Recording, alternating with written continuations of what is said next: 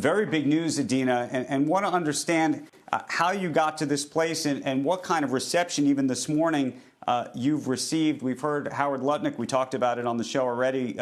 He said that it's something that he thinks all companies should be doing. He said he's not sure whether it should be a law, but you go on to Twitter and elsewhere, there are people saying, what about meritocracy? Lots of questions. Warren Buffett, for quite some time, who's been a great advocate of women, has been asked about having minority representatives on the board, and historically has said he's just looking for the best people, irrespective of their backgrounds. How do you respond to the critiques on both sides of this?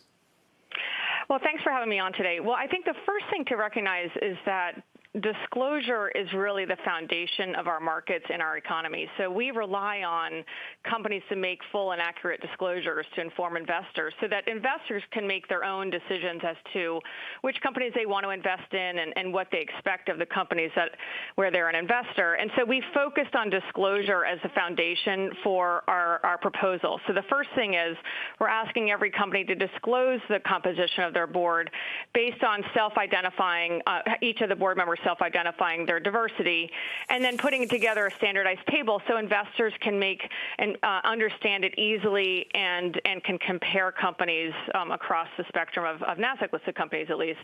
And then the second thing is that we establish standards that we are asking companies to meet, which is to have at least one woman and at least one person of either an underrepresented minority or LGBTQ on their board. But if they don't meet that standard, we are not asking them. We're not going to require that they get delisted, but rather that they are required to disclose why they are not meeting the standards. So it's really allowing, again, investors to have a full set of information to make an informed investment decision. But that standard is not subject to delisting. The disclosure standard, though, would be.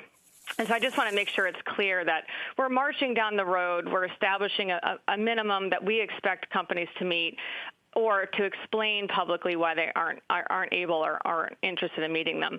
So I think that's the first thing to note. But the second thing, Andrew, is that this has really been, to me, we're not the leader here in the world. The other countries have taken bigger and bolder steps in terms of requiring board diversity, and I think it's been an issue over the last decade to try to understand how can we bring more diversity onto boards. There's a huge body of evidence to show that there's a lot of benefits in terms of financial performance and control environment when you have a more diverse board. So I think that the research is helpful to understand why this is something where we think it'll give investors more confidence, and therefore, as an exchange, we should play a role here.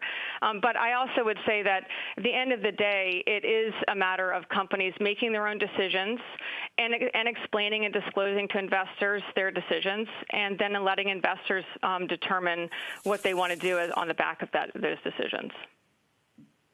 Do you imagine that there are companies that are now going to want to list with you because of this requirement, and companies that are going to potentially even move off the exchange because of this requirement? I believe that there are many, many companies that are already working to meet this requirement, and so they'll see this as a natural step forward for us and for them. I also think that with the California rule and other states coming up with their own rules, many of our companies are already facing certain obligations with regard to diversity, so it won't be a big step for them to take here. But there are we have 3,000 listed companies of all sizes and types and all industries, and so if there are companies that are concerned about the standard, we actually have a whole suite of services that we're launching associated with this rule to help them find great candidates to serve on their boards. I do think it's important to note that, of course, you want to have the right people on your board that provide a range of experience and expertise, and there are a plethora of people from diverse backgrounds that meet those standards, and it's just a matter of finding them and matching them up with the company. So we are going to be providing certain services through a partnership with Equilar to be able to help companies meet the standard over the next several years. Shepard Smith here. Thanks for watching CNBC on YouTube.